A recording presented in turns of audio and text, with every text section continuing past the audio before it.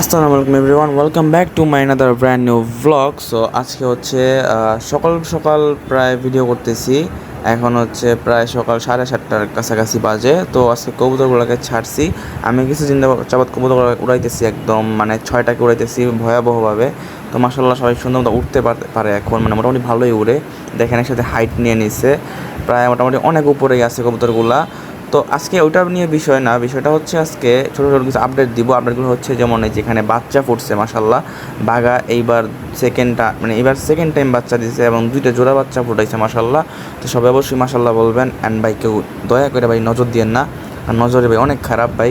আর এই জায়গায় দেখেন আমার এই গিরিবাস জোড়াটা মাশাল্লাহ, এই যে কাজ করার জোড়াটা সুন্দর 2টা বাচ্চা ফুটাইছে মাশাল্লাহ। তো এই 2টা জোড়া কবুতরই একসাথে 4টা বাচ্চা ফুটাইছে মাশাল্লাহ, এবং সাথে একটা ডিম আছে দেখতে পাচ্ছেন।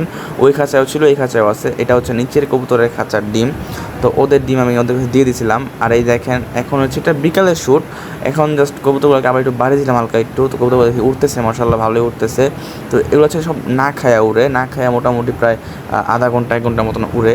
তো খায়া উড়াইলে ভাই আরও বেশি উড়ে, বাট খায়া উড়ানো ঠিক না। তো এখন কবুতরগুলো নেমে যাবে, হাইট থেকে চলে আসছে।